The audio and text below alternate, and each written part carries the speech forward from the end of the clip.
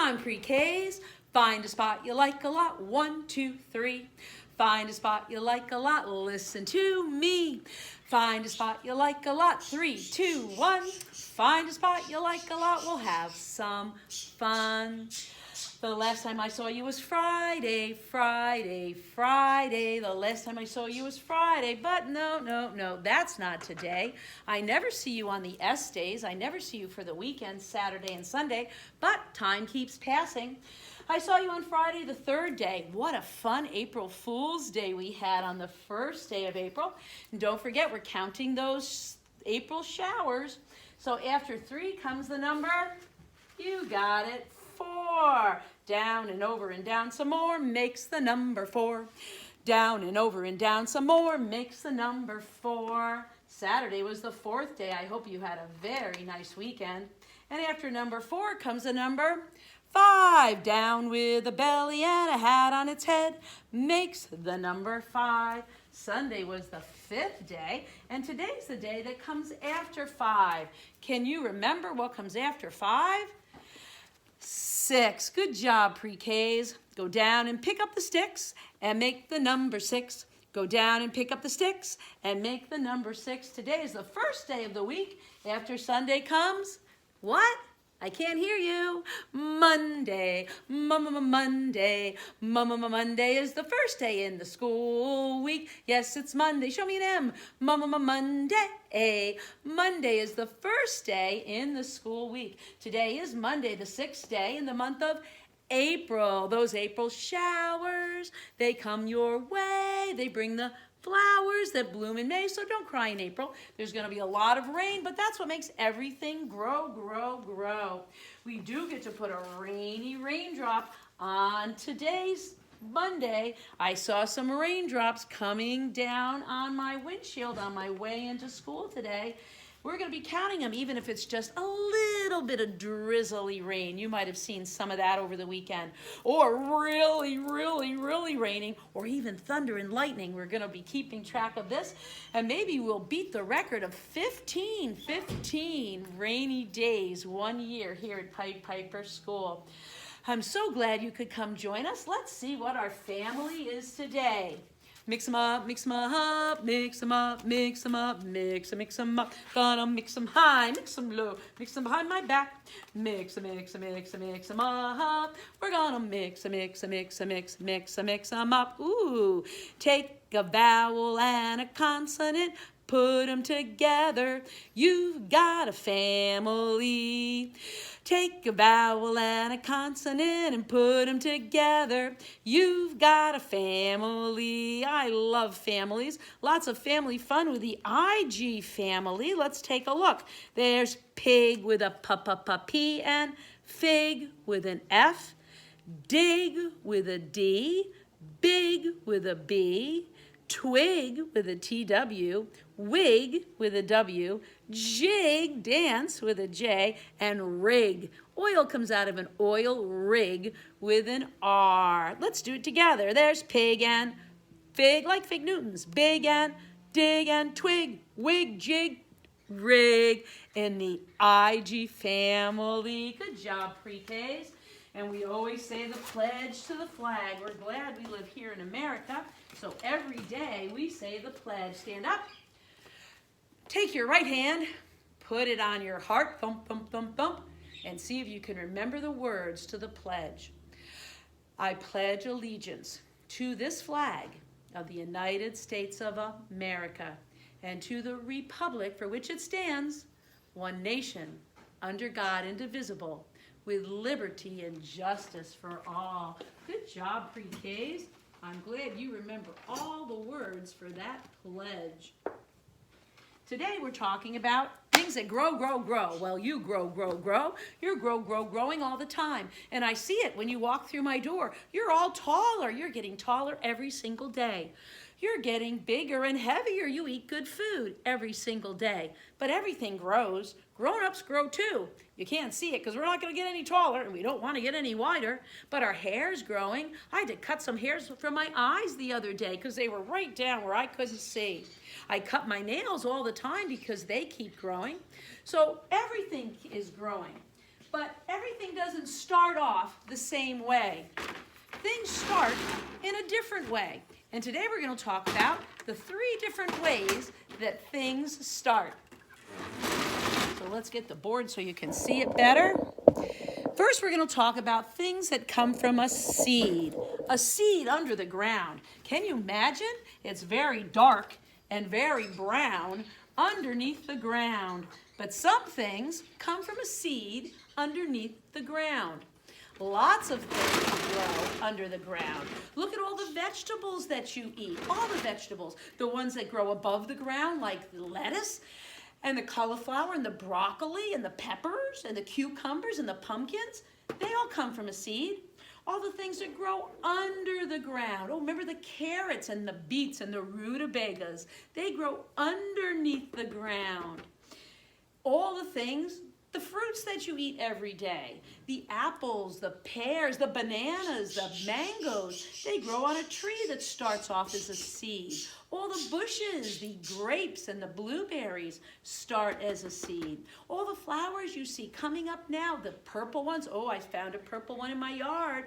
Don't pick them, they're just starting to grow. The yellow ones, the forsythias and the pussy willows we sung about this morning, they all start from a seed. The Christmas tree that you put up in your house this year all started from a seed underneath the ground. Those big trees in your backyard, the maple and the oak that you rake up their leaves, all start from a seed. And all that seed needs is some sunshine and some water. That's why we're happy about those April showers. And that seed will grow, grow, grow, and become all those vegetables, fruits, flowers, and trees, all from a little tiny seed. But not everything comes from a seed. Some things come from an egg that's laid outside of the mommy. The mommy can put it in a nice soft nest. It can be in the water. It can be a hole in the ground. Lots of animals are oviparous. That means they lay an egg. All the bugs lay eggs. Caterpillars and ants and spiders, they put their little tiny egg in a web to keep it safe. It's going to be in a web hanging somewhere. All the egg sacs of a spider. Ladybugs, slugs, beetles, some of them lay it right on a branch. You'll see little white eggs. Some are so small you can't even see them, right on a branch. All the fish in the water, they put their eggs right there in the water. The tuna fish, oh, I like tuna fish. The bluefish, the flounder, like from The Little Mermaid. They lay those eggs right in the water. Sometimes the eggs are protected by a foamy mass to try to confuse the enemies that it's not really an egg. Or an octopus lays hundreds of eggs on a stringy band right there in the water. All the fish, the snails, the clams, the lobsters that we like to eat, and the shrimp, all lay their eggs in the water. Then the reptiles, like the turtles and the crocodiles and the alligators, they might dig a hole in the dirt and put the turtle eggs right in there. They like to put their eggs somewhere safe too, but it's not a nest like a bird uses. Birds make a nest out of leaves and twigs and dog hair and your hair if you put it outside. They make a nice nest to put their eggs in, sometimes high in a tree. The bluebirds, the robins, the penguins, they also lay eggs. An ostrich lays the biggest egg of all, and the hummingbird, the smallest, in a nice little nest. And don't forget those animals that are now extinct that lived a long time ago. Dinosaurs also were oviparous. But not everything comes from a seed in the ground or from an egg that goes outside of the body. Some things grow up inside their mommy's body. That's called a mammal. We are mammals. We're not oviparous. We're not seeds under the ground. We are mammals, and all the forest animals, every animal from the forest is a mammal too. The skunks, the squirrels, the chipmunks, they all are mammals. The bear, all the woods animals are mammals.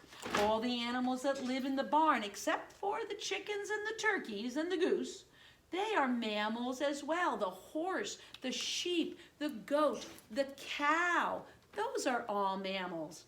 All the animals from the zoo, the zoo animals or the jungle animals if they're out in the wild. The big lions and tigers and elephants and hippopotamus and monkeys. They're all mammals. And most importantly, people. We are mammals too. All of the forest animals, the barn animals, the zoo and jungle animals, and people. This week we're going to be talking about how everything grows, how it starts growing and continues to grow. And today's story is about an egg. As we get ready for Easter, this is called the best Easter egg ever. And I'm going to put it right here on the stand, and I'm going to make it so you can see it a little better. I thought last week I was a little bit too far away with the pictures, and you couldn't see them. Is that better, pre-Ks? I hope so. I hope you can see my book a lot better today. This is called The Best Easter Eggs Ever. Let's find out what happens. The Best Easter Eggs Ever by Jerry Smath. He's the author and the illustrator. Springtime had finally come and Easter was almost here.